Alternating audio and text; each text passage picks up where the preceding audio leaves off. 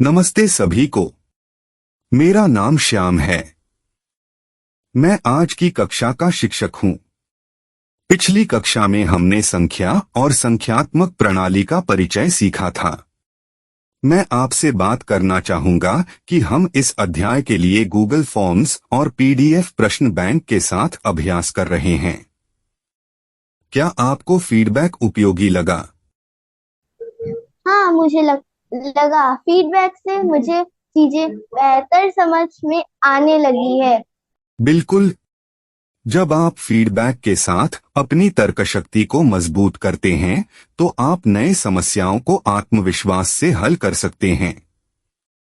प्रत्येक समस्या आपके ज्ञान को मजबूत करने का अवसर है। समझ गया। अगर मैं एक मुश्किल सवाल हल कर सकती हूँ, तो मैं वही तरीका और सवालों पर भी लगा सकती हूँ, है ना? बिल्कुल। आगे बढ़ते हुए इस विधि को आजमाएं। पहले समस्या को खुद से हल करें, फिर फीडबैक को गंभीरता से लें और देखें कि यह आपको कैसे मदद करता है। ये तो सही लग रहा है। फिर मैं अपनी ही तरकीब बना सकती हूँ सवाल हल करने के लिए। आपके तर्कशक्ति कौशल का मूल्यांकन करने के लिए यह तैयार किया गया है और यह आपकी शैक्षणिक सफलता और भविष्य की समस्याओं के समाधान में मदद करेगा। इस यात्रा में हम विभिन्न तकनीकों पर ध्यान देंगे ताकि आप नवोदय विद्यालय चयन परीक्षा की तैयारी के लिए पूरी तरह से तैयार हों। अब चलिए पहले अध्याय की चर्चा शुरू करते हैं। पंच्ड होल पैटर्न मोड़ना खोलना। भाग 8 पंच्ड होल पैटर्न मोड़ना खोलना। अध्याय शीर्षक पंच किए गए छेद का पैटर्न मोड़ना खोलना।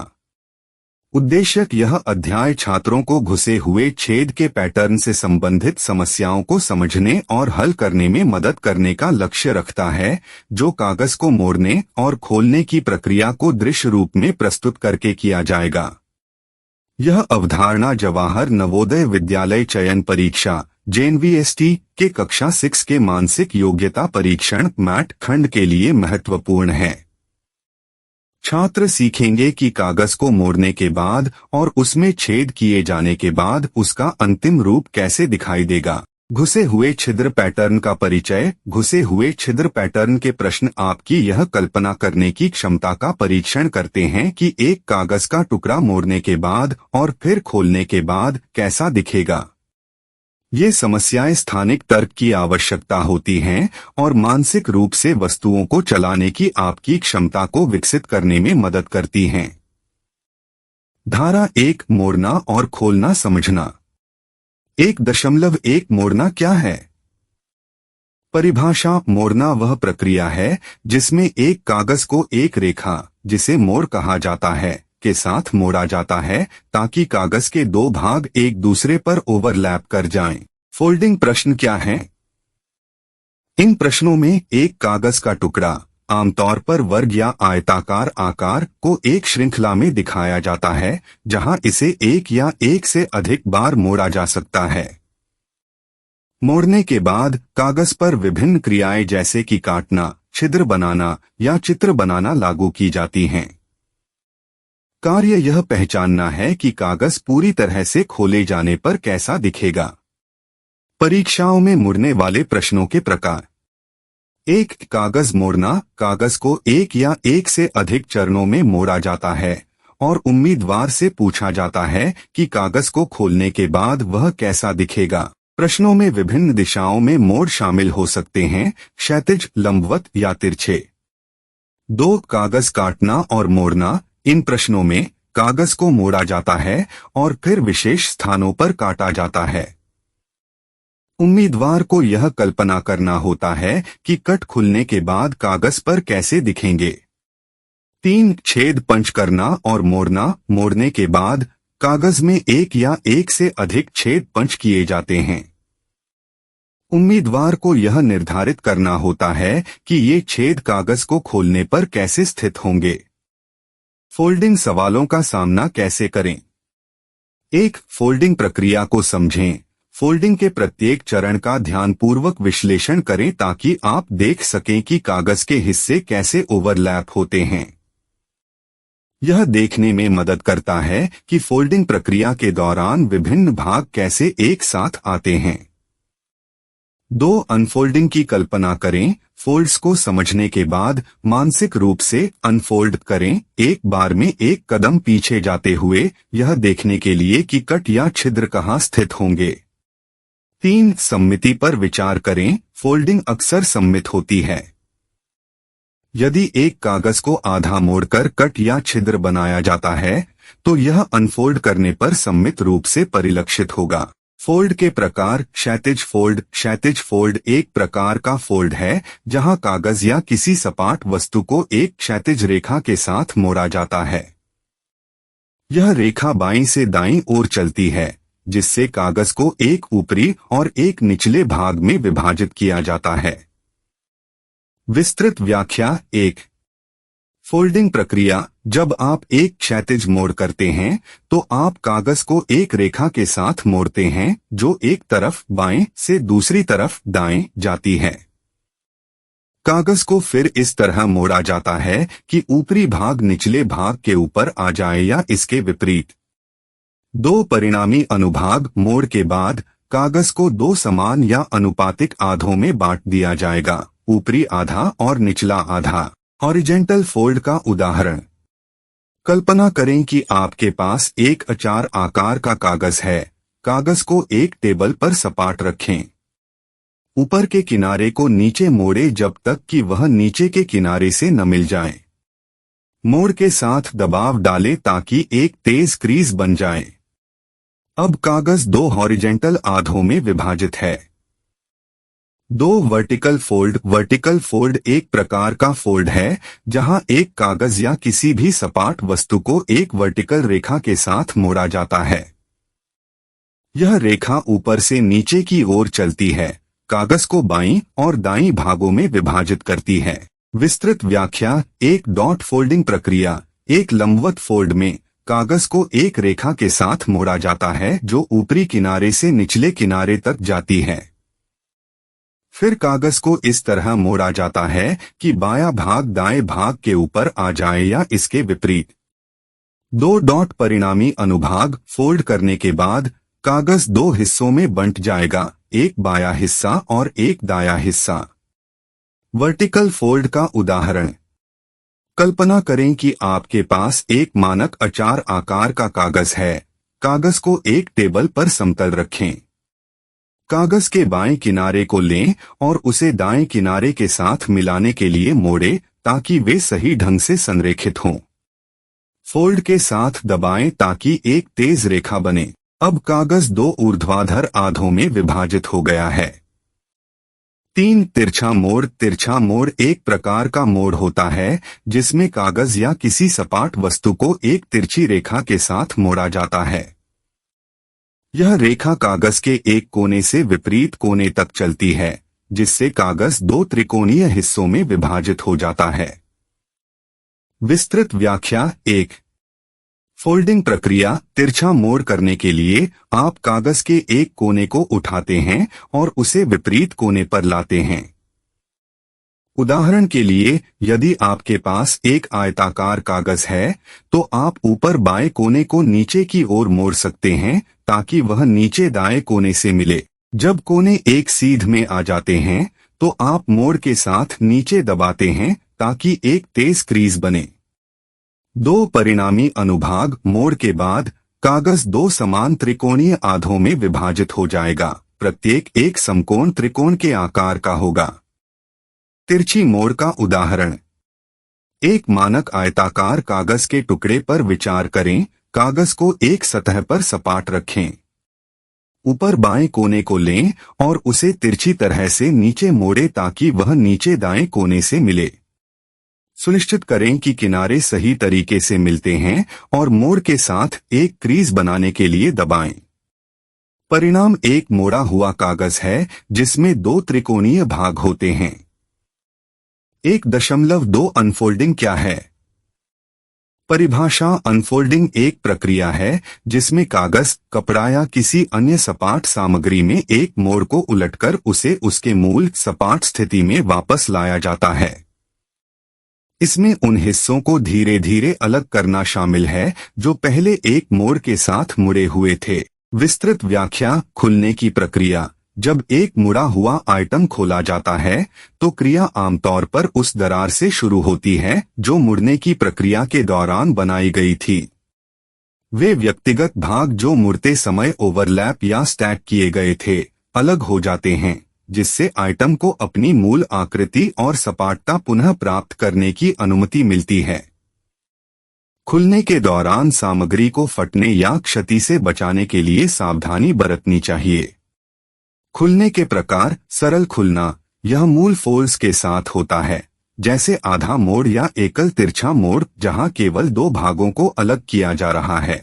जटिल खुलना, यह कई फोल्ड्स वाले आइटम पर लागू होता है, जैसे ओरिगामी या ब्रोशर, जहां अंतिम सपाट आकार प्राप्त करने के लिए कई भागों को एक साथ संचालित करने की आवश्यकता हो सकती है। मुख्य अवधारणा। जब आप कागज को खोलते हैं तो छिद्र अपनी छवि को मोड़ की रेखाओं के साथ दर्शाएंगे। 1.3 वास्तविक जीवन का उदाहरण। मोड़ना खोलना।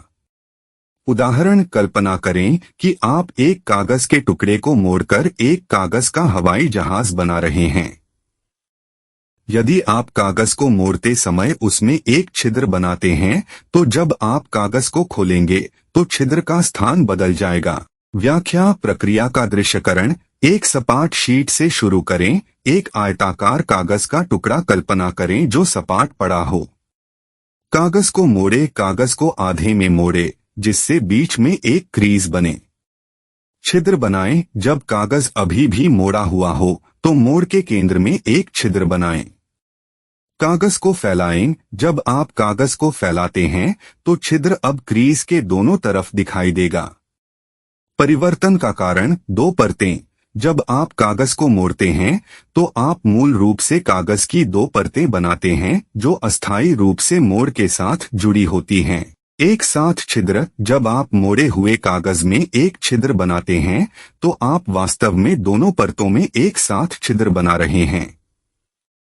अनमोलना दोनों छिद्रों को प्रकट करता है। जब आप कागज को अनमोलते हैं तो 2 छिद्र जो अब अलग हैं मोड़ के विपरीत पक्षों पर प्रकट होते हैं।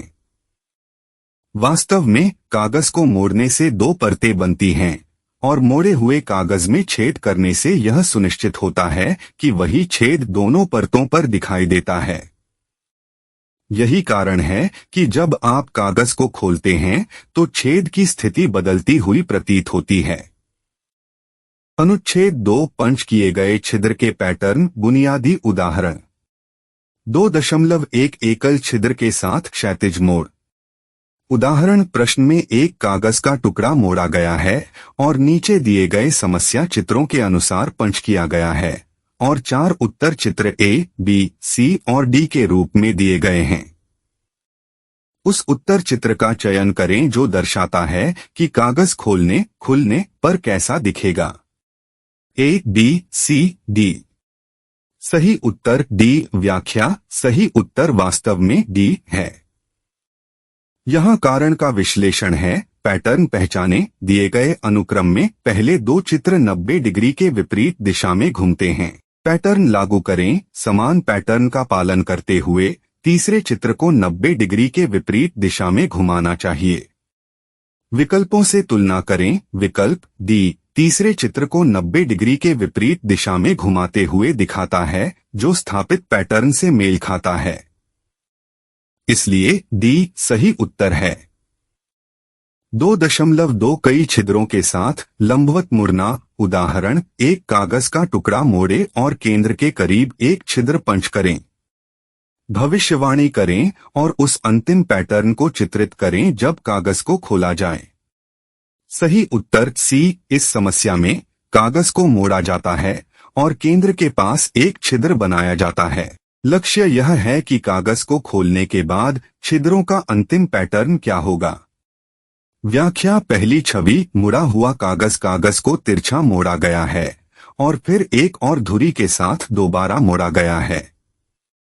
दूसरी छवि छेद बनाना, मुड़े हुए कागज के केंद्र के पास छेद बनाए जाते हैं। तीसरी छवि खुला हुआ कागज, कागज को खोलने के बाद छेद एक विशेष व्यवस्था में सममित रूप से दिखाई देंगे, जो मोड़ और छेद की स्थिति को दर्शाते हैं। भविष्यवाणी की गई अंतिम पैटर्न छिद्र दोनों लंबवत और क्षैतिज मोड़ों के पार समानांतर रूप से परावर्तित होंगे। चूंकि कागज को कई बार मोड़ा गया था, इसलिए पैटर्न में छिद्रों की कई परावर्तित स्थितियां होंगी। विकल्प सी बिना मोड़े गए कागज में छिद्रों का सही सममित व्यवस्था दिखाता है। इस प्रकार सही उत्तर सी है। 2.3 एकल छिद्र के साथ तिरछा मोड़। उदाहरण, एक टुकड़ा कागज मोड़े और केंद्र के पास एक छिद्र पंच करें। जब कागज को खोला जाए तो अंतिम पैटर्न की भविष्यवाणी करें और उसे खींचें। सही उत्तर ए। व्याख्या, इस समस्या में आरेख एक टुकड़े को तिरछा मोड़े हुए पेपर को दिखाता है और मोड़े हुए पेपर के केंद्र के पास एक छिद्र बनाया गया है। लक्ष्य यह है कि पेपर को खोलने पर छिद्रों का अंतिम पैटर्न क्या होगा। व्याख्या, पहली छवि मुड़ा हुआ कागज, कागज को विकर्ण अक्ष के साथ मोड़ा गया है जिससे एक त्रिकोण बनता है। दूसरी छवि छेद बनाना, मुड़े हुए त्रिकोण के मध्य के पास एक छेद बनाया जाता है। तीसरी छवि खुला हुआ कागज, जब कागज को खोला जाता है तो छेद का पैटर्न दोनों ऊर्ध्वाधर और क्षैतिज अक्षों के पार सममित रूप से दिखाई देना चाहिए, क्योंकि कागज को विकर्ण रूप से मोड़ा गया था। भविष्यवाणी की गई अंतिम आकृति, पेपर को एक बार खोले जाने पर छिद्र चारों भागों में सममिति के साथ प्रकट होंगे। विकल्प ए सटीक रूप से आड़ा मोड़े गए पेपर पर छिद्रों के सममित अनुक्रम को दिखाता है, जो अंतिम आकृति के अनुसार फिट बैठता है। इस प्रकार सही उत्तर ए है। धारा 3 पंच छिद्र पैटर्न व्यायाम। इस धारा में छात्रों को पंच छिद्र पैटर्न के साथ कागज को मोड़ने और खोलने का अभ्यास करने में मदद करने के लिए व्यायाम शामिल हैं। 3.1 क्षैतिज और लंबवत मोड़। व्यायाम एक कागज के टुकड़े को क्षैतिज रूप से मोड़े और केंद्र के पास एक छेद बनाएं। जब कागज को खोला जाए तो अंतिम पैटर्न का अनुमान लगाएं और उसे खींचें। सही उत्तर डी। व्याख्या, यह पैटर्न बिना रंगे त्रिकोणों को 4 छोटे त्रिकोणों में बार बार विभाजित करने और प्रत्येक समूह के केंद्र के त्रिकोण को रंगने में शामिल है। यह प्रक्रिया एक फ्रैक्टल जैसे पैटर्न का निर्माण करती है, जहां रंगे हुए त्रिकोणों की संख्या हर चरण के साथ तेजी से बढ़ती है। निष्कर्ष, दी गई छवि त्रिकोणों को धीरे धीरे विभाजित करने और उनके केंद्रों को रंगने के एक पैटर्न को प्रदर्शित करती है, जिसके परिणामस्वरूप एक जटिल और जटिल आकृति बनती है। व्यायाम 2 एक कागज के टुकड़े को लंबवत मोड़े और मोड़ रेखा के पास 2 छिद्र बनाएं। कागज को खोलने पर अंतिम पैटर्न का अनुमान लगाएं और उसे बनाएं। सही उत्तर ए। व्याख्या, इस समस्या में चित्र एक कागज का टुकड़ा दिखाता है जिसे एक लंबवत रेखा के साथ मोड़ा गया है और मोड़ रेखा के पास 2 छेद किए गए हैं। कार्य यह अनुमान लगाना है कि जब कागज को खोला जाएगा तो छेदों का अंतिम पैटर्न कैसा होगा। व्याख्या, पहली छवि मोड़ने वाला कागज, कागज को एक लंबवत धुरी के साथ मोड़ा गया है। दूसरी छवि छेद करना, मोड़े हुए किनारे के पास 2 छेद किए गए हैं। तीसरी छवि खुला हुआ कागज, जब कागज को खोला जाता है तो मोड़ी हुई स्थिति में किए गए छेद अब कागज के दोनों तरफ सममित रूप से दिखाई देंगे और वे अपनी सापेक्ष स्थितियों को बनाए रखेंगे। अनुमानित अंतिम पैटर्न पंच किए गए छेद तहरेखा के पार प्रतिबिंबित होंगे, जिससे 2 सममित छेदों के सेट बनेंगे। विकल्प ए में दिखाया गया पैटर्न सही है, क्योंकि यह कागज को खोलने के बाद छेदों की स्थिति को दर्शाता है। इस प्रकार सही उत्तर ए है, जहां छिद्र केंद्र के चारों ओर एक सममित पैटर्न बनाते हैं। 3.2 तिरछे मोड़। व्यायाम एक चौकोर कागज को तिरछा मोड़े और उसके केंद्र के पास एक छेद करें। अनुमान लगाएं और वह अंतिम पैटर्न बनाएं जब कागज को खोला जाएगा। सही उत्तर बी व्याख्या। चलिए तय करने और छेद पंच करने की प्रक्रिया को एक एक करके समझते हैं। कागज को मोड़ना। वर्गाकार कागज को एक बार तिरछा मोड़ा जाता है जिससे एक त्रिकोणीय आकार बनता है। छेद करना। इस मोड़े हुए त्रिकोण के केंद्र के पास एक छेद किया जाता है। कागज को खोलना। जब आप कागज को खोलते हैं और उसे उसकी मूल वर्गाकार अवस्था में लाते हैं तो किया गया छेद मोड़ने की रेखाओं के साथ सममित रूप से प्रतिलिपि किया हुआ दिखाई देगा। पैटर्न निर्धारित करना। क्योंकि छेद केंद्र के पास था और कागज तिरछा मोड़ा गया था, छेद की स्थिति कई बार दर्पणित होगी जिससे केंद्र के चारों ओर छेदों का एक वृत्तीय पैटर्न बनेगा। उत्तर बी है क्योंकि यह सही ढंग से छिद्रों की एक वृत्ताकार व्यवस्था को दर्शाता है जो एक बार कागज को छेदने के बाद उसे खोलने पर बनती है। यह पैटर्न उस तरह से मेल खाता है जैसे छिद्रित छेद कागज के खुलने पर समान रूप से वितरित हो जाएगा। अब आपकी प्रैक्टिस का समय है।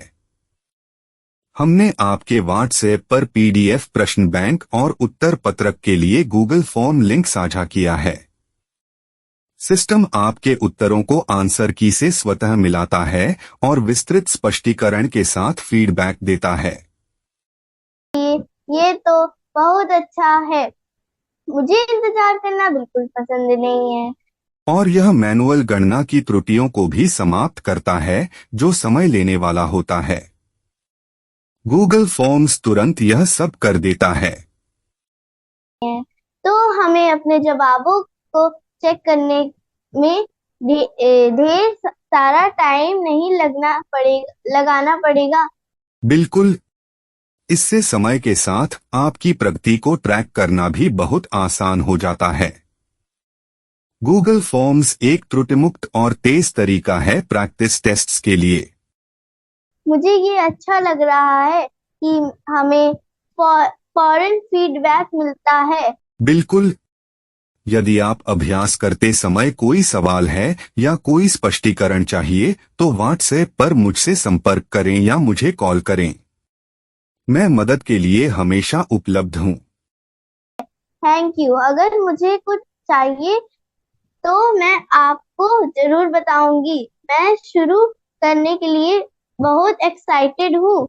चाहे आप व्हाट्सएप या यूट्यूब उपयोग करता हो, हमारे मोबाइल फ्रेंडली ऑनलाइन कोर्स आपको डेस्कटॉप या लैपटॉप की आवश्यकता नहीं है, सिर्फ आपका स्मार्टफोन ही काफी है। आप अपने फोन से ही कहीं भी कभी भी सभी पाठ्य सामग्री, वीडियो और असाइनमेंट आसानी से एक्सेस कर सकते हैं। यह सुविधा सुनिश्चित करती है कि तकनीक कभी आपकी शिक्षा में बाधा न बने। हर किसी के लिए ये एक कमला का मौका है। अगली कक्षा में हम पंच्ड होल पैटर्न मोड़ना खोलना पार्ट 2 इंच में और गहराई से उतरेंगे, जहां हम आपके दृश्य तर्क कौशल को बढ़ाने की तकनीकों का अन्वेषण करेंगे। सुनिश्चित करें कि आप तैयार हों, क्योंकि हम आज के काम को आगे बढ़ाएंगे। आप सभी के समय और भागीदारी के लिए धन्यवाद। मैं वास्तव में आपकी मेहनत और समर्पण की सराहना करता हूं। आप उत्कृष्ट प्रगति कर रहे हैं। एक शानदार दिन बिताएं और मैं अगली कक्षा में आपसे मिलने की उम्मीद करता हूं।